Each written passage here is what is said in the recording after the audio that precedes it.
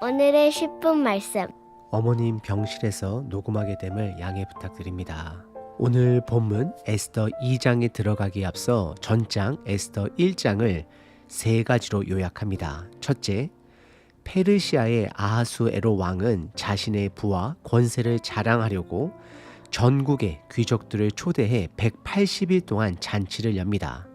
둘째, 이어서 그가 머물고 있는 수상궁에서 7일 동안 모든 백성을 위한 잔치를 엽니다. 왕비 와스디아도 따로 여자들을 위해 잔치를 준비합니다. 셋째, 왕은 사람들 앞에서 왕비의 아름다움을 뽐내려 그녀를 부르지만 와스디는 이를 거절합니다. 결국 왕은 신하들의 말에 따라 와스디를 폐위합니다. 그리고 이어서 에스더를 복음의 눈으로 보기 위해 세 가지 중요한 시선을 함께 나누고 싶습니다. 첫째, 에스더서에는 여호와 혹은 하나님의 이름이 단 한 번도 나오지 않습니다. 이는 하나님이 보이지도 느껴지지도 않는 제국 한가운데서도 여전히 일하고 계신다라는 사실을 보여주기 위함입니다. 유다 사람들은 이방 땅에 흩어져 있지만 하나님은 그들을 통해 늘 일하고 계셨습니다. 우리는 종종 하나님이 계신지 느껴지지 않을 때가 있습니다. 그러나 에스더서를 통해 알 수 있는 건 그런 순간에도 하나님은 조용히 그러나 분명하게 일하고 계신다는 사실입니다. 둘째, 에스더서는 역전이라는 주제를 중심에 둡니다. 이스라엘 백성은 멸망당할 위기에 처했지만 구원을 경험하게 됩니다. 이 흐름은 복음과 닮아 있습니다. 죄로 인해 우리는 죽을 수밖에 없는 존재였습니다. 그러나 예수님께서 오셨습니다. 그분은 우리의 운명을 바꾸셨습니다. 그 날이 바로 역전의 날입니다. 그리고 예수님의 다시 오시는 그날 그 역전은 완전히 완성될 것입니다. 셋째, 아하수에로 왕과 예수님의 차이를 통해 하나님의 나라를 이해할 수 있습니다.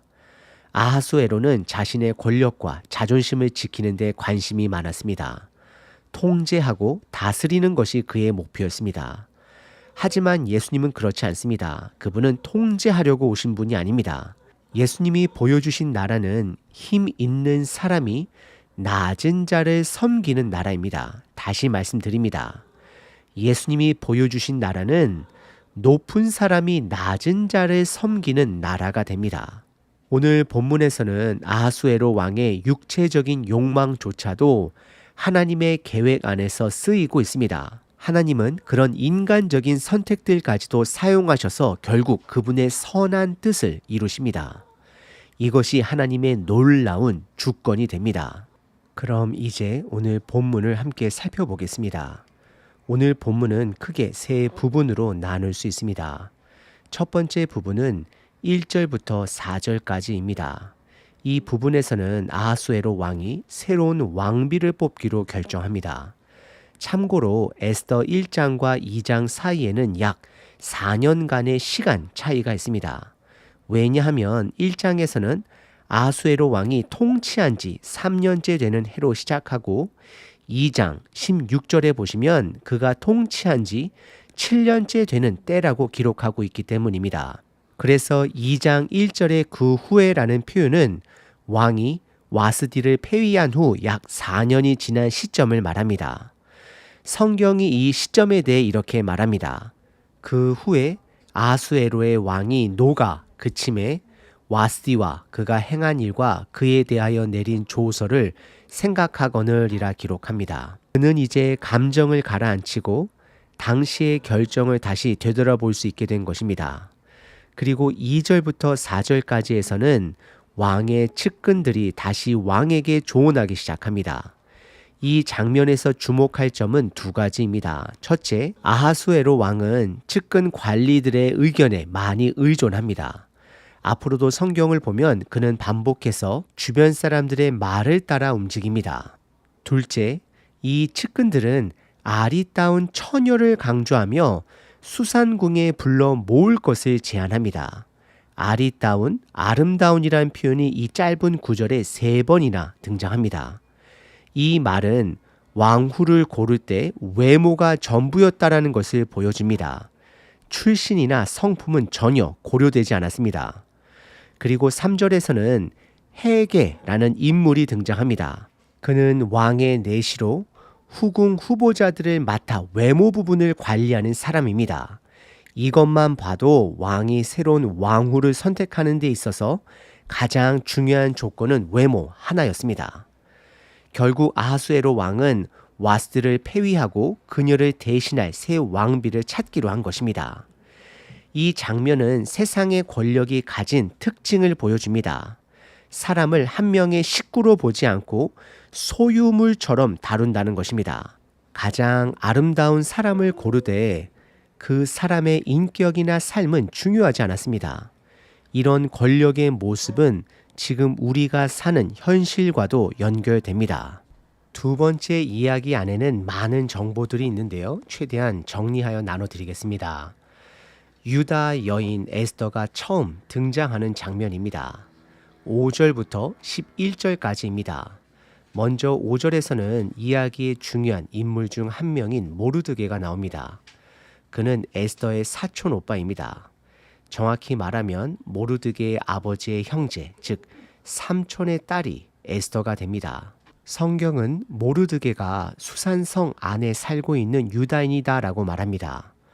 원래 그는 1차 수르바벨 귀환 때 예루살렘으로 돌아갈 수도 있었지만 스스로 남기를 선택한 사람입니다. 그의 이름인 모르드게는 바벨론의 우상 중의 하나인 마르둑에서 유래한 이름입니다.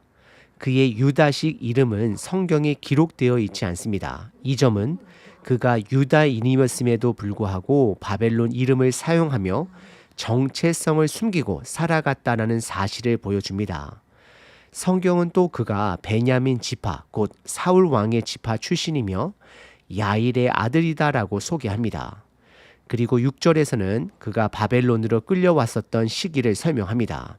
남유다의 19번째 왕 여고냐가 바벨론의 포로로 잡혀갔을 때 함께 끌려왔다라고 합니다. 이걸 문자 그대로 해석하면 모르드게의 나이가 100세가 넘게 되어야 하는 것이 맞습니다. 하지만 여기서 말하는 건 그가 아니라 그의 가문, 즉 조상이 그때 함께 끌려왔다라는 의미로 보는 것이 자연스럽습니다. 7절에서는 모르드게와 에스더의 가족관계가 다시 설명됩니다. 에스더는 모르드게의 삼촌의 딸로 에스더의 부모가 죽은 뒤 모르드게가 친딸처럼 키운 인물이 됩니다. 이 구절에서는 에스더의 유다식 이름도 유일하게 언급됩니다. 그녀의 유다식 이름은 하다사입니다. 하다사는 모량 나무를 뜻하는데 레바논의 백향목처럼 크지도 않고 포도나무처럼 열매를 맺지도 않습니다. 다만 향기를 내는 나무입니다. 그래서 겸손과 생명을 상징합니다. 에스더는 겉으로 보기엔 부족한 사람일 수 있습니다. 그러나 고난을 감당하며 하나님의 계획을 이루는 예수님의 그림자를 갖고 있는 인물로 볼 수 있습니다. 그리고 그녀도 모르게처럼 유대인이라는 사실을 숨기고 살아갑니다. 결국 모르드게와 에스더 모두 제국 문화와 유다 신앙 사이에서 갈등하며 살아가는 사람들입니다. 사실 이들은 우리가 본받아야 할 모범이라기보다는 우리들처럼 부족하고 복잡한 현실 속에 있는 인물들입니다. 8절에서는 에스더가 궁녀로 들어가게 되는 장면이 나옵니다. 이건 모르드게의 계산 때문도 아니고 에스더가 자원해서 간 것도 아닙니다. 왕의 명령으로 예쁜 처녀들은 모두 강제로 불려간 것입니다. 그래서 이 과정은 승자도 패자도 없는 경쟁이었습니다. 궁에 들어간 여성들은 결국 왕의 소유가 되었고 평생 그곳에서 살아야 했습니다. 이 장면은 죄가 만들어낸 결과입니다. 이 내용은 결론 부분에서 다시 더 깊이 나누겠습니다. 9절에서는 3절에서 등장했던 넷이 헤게가 다시 등장합니다. 성경은 헤게가 에스더를 더 좋게 보고 특별히 은혜를 베풀었다라고 기록합니다. 히브리어 원문을 보면 헤게와 헤세드라는 단어가 연결되어 있습니다. 헤게, 헤세드, 발음 또한 비슷합니다. 헤세드는 하나님의 은혜, 인애를 뜻합니다. 에스더가 헤게를 통해 은혜를 입었다라는 이 표현은 하나님이 배후에서 뒤에서 일하고 계심을 암시합니다. 헤게는 에스더에게 특별 화장품과 음식, 7 시녀를 주고 좋은 처소로 옮겨줍니다. 10절에서는 모르드게가 에스더에게 유다인이라는 출신을 철저히 숨기라고 명령합니다. 아마도 그녀가 받을 불이익을 염려했기 때문일 것입니다. 11절에서는 모르드게가 날마다 후궁들 앞을 왕래하며 에스더의 안부를 살폈다고 기록되어 있습니다. 그는 끝까지 그녀의 삶에 관심을 놓지 않습니다. 이 두 번째 이야기는 에스더가 처음으로 등장하고 후궁이 되어 궁전으로 들어가는 과정을 담고 있습니다. 세 번째 이야기는 에스더가 왕후로 선택되는 장면입니다. 12절부터 18절까지입니다. 먼저 12절을 보면 후궁으로 뽑힌 모든 여성은 아하수에로 왕 앞에 나가기 전까지 1년 동안 준비 기간을 갖습니다. 이 기간 동안은 기름과 향품으로 몸을 정결하게 갖는 시간이었습니다. 이건 단순한 외모 가꾸기가 아니라 왕 앞에 설 자격을 갖추는 과정이었습니다. 13절에서는 각 여성이 왕 앞에 나아갈 때 자신이 원하는 것을 가지고 갈 수 있었다라고 기록되어 있습니다. 화장품, 향수, 장신구, 의복 등 왕의 관심을 끌 수 있는 모든 것들을 고를 수 있었습니다. 이 장면은 당시 궁중 문화의 현실을 보여줍니다. 사람의 내면보다는 외형적 치장이 중요했던 사회였습니다. 14절에서는 번역상에 문제가 있는 부분이 나옵니다. 개역 개정 성경에는 왕이 기뻐하면 다시 부르지 않는다는 식으로 오해할 수 있지만 히브리어 원문에 따르면 정확한 의미는 이렇습니다. 왕이 기뻐하지 않으면 다시 그녀를 부르지 않는다라는 것입니다. 즉 선택받지 못한 여성들은 한 번 왕을 만나고 나면 다시는 기회가 없었습니다. 15절에서 드디어 에스더가 왕에게 나아가는 날이 옵니다. 그런데 에스더는 아무것도 가지고 가지 않았습니다. 자기 판단대로 꾸미지 않았고 왕궁을 책임지는 넷이 헤게의 조언에만 따랐습니다. 그리고 놀랍게도 성경은 모든 사람에게 사랑을 받았다라고 기록합니다. 그녀의 아름다움은 단지 겉모습 때문은 아니었습니다. 그녀의 태도, 겸손함, 분위기에서 사람들은 끌림을 느꼈던 것입니다. 16절에는 에스더가 왕 앞에 선 시점이 기록되어 있습니다. 아하수에로 왕이 통치한 지 7년째 되는 해입니다. 그리고 17절 왕은 에스더를 보고 모든 여인보다 더 사랑하게 됩니다. 결국 왕은 에스더에게 특별한 은총을 베풀고 그녀를 왕후로 삼습니다. 그녀의 머리에 관을 씌우게 됩니다. 이것은 그녀가 이제 신분이 바뀐 것입니다. 18절에서는 에스더를 위한 잔치를 엽니다. 왕은 기쁨을 온 나라에 알리기 위해 지방의 세금을 면제하고 백성들에게 큰 선물을 베풉니다. 이 장면은 겉으로 보기에 완전한 승리처럼 보입니다. 하지만 여전히 긴장감은 남아 있습니다.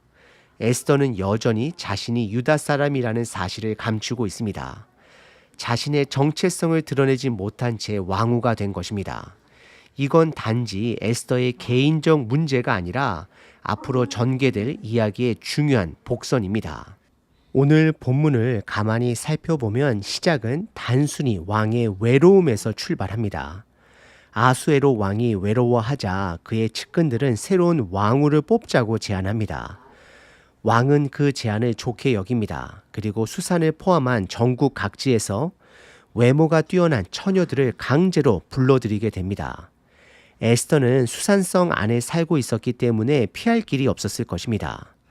그래서 앞서 말씀드렸던 것처럼 에스더가 왕으로 끌려가게 된 이 모든 일은 단순한 사건이 아닙니다. 이건 죄의 결과였습니다. 조금 더 깊이 들어가 보겠습니다.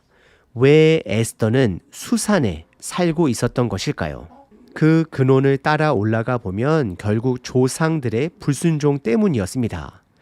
유다 백성은 하나님께 순종하지 않았고 그 결과로 예루살렘이 무너졌고 바벨론 포로로 끌려갔습니다. 그 영향은 한 세대를 넘어 자손들에게까지 이어졌습니다. 더 나아가 모르드게와 에스더의 가족은 바벨론에서 1차 포로 귀환 때 다시 고국으로 예루살렘으로 돌아갈 기회가 있었습니다. 그러나 그들은 수산에 남기로 스스로 결정했습니다. 자기들의 삶에 더 이득이 된다라고 판단했을 것입니다. 결국 이런 일련의 선택 속에서 에스더는 신앙의 식구들과 떨어져 정체성을 숨기며 살아가게 됩니다. 이제 에스더가 왕후가 된 장면을 보면서 단순히 지혜롭다, 성공했다라고만 말할 수 있을까요? 그녀는 다니엘처럼 저항하지 않았습니다. 오히려 제국의 흐름에 순응하고 조용히 받아들입니다. 그럼에도 불구하고 하나님은 그 안에서 일하고 계셨습니다. 우리도 마찬가지입니다. 살다 보면 신앙을 드러내야 하는 순간이 반드시 옵니다. 하지만 우리는 종종 사람들의 시선을 의식하며 불편함을 피하기 위해 믿음을 숨기곤 합니다. 그 결과 겉으로는 성공해 보여도 마음은 점점 하나님과 멀어질 수 있습니다. 그럼에도 불구하고 본문은 우리에게 중요한 사실 하나를 가르쳐 줍니다. 하나님은 그런 갈등하는 사람들, 부족한 결정 속에 있는 사람들도 사용하신다라는 것입니다. 아하수에로 왕과 그의 조언자들은 자신들의 욕망을 채우기 위해 움직였지만 하나님은 그 계획을 통해 자신의 뜻을 이루어 가고 계십니다. 만약 저와 여러분들이 모르드게였다면, 에스더였다면 과연 다른 선택을 했을까요? 자신 있게 말하기는 어려울 것입니다. 하지만 복음은 바로 여기서부터 시작됩니다. 하나님은 타협하고 흔들리는 사람들조차 포기하지 아니하시고 그들을 통해 일하십니다. 이 사실은 우리에게 소망이 됩니다. 내가 과거에 잘못된 결정을 했을지라도 하나님은 그 실수 속에서도 선을 이루실 수 있습니다. 내가 잘못된 이유로 직장을 선택했고 신앙을 미루고 결혼을 결정했을지라도 하나님은 그 자리에서 나를 통해 일하실 수 있습니다. 하지만 그 은혜가 나의 결정을 정당화해 주는 것은 아닙니다. 오히려 그 은혜를 기억한다면 우리는 감사함으로 더 정직하고 더 순종하는 삶으로 나아가야 합니다. 기억하시길 바랍니다. 하나님의 주권은 우리의 실수도, 타협도, 잘못된 결정조차도 뛰어넘어 그분의 선을 이루십니다. 우리는 그분의 주권을 인정하며 그분의 일에 동참해야 합니다. 매일 성경 한 19분의 감사 고백입니다. 금년 1월부터 가정 예배를 드리며 나아가게 하심에 감사드립니다. 우리 가족들 건강을 지켜주심에 감사드립니다. 아내와 오래된 묵은 감정을 나누며 화해하게 하심에 감사드립니다. 쓴뿌리를 알게 하심과 회개하며 나아가는 힘을 주심에 감사드립니다. 아이들을 말씀 앞으로 이끌어 주심에 감사드립니다. 주님, 오늘도 말씀으로 은혜 주심에 감사드립니다. 아멘. 항상 기뻐하라. 쉬지 말고 기도하라. 범사에 감사하라.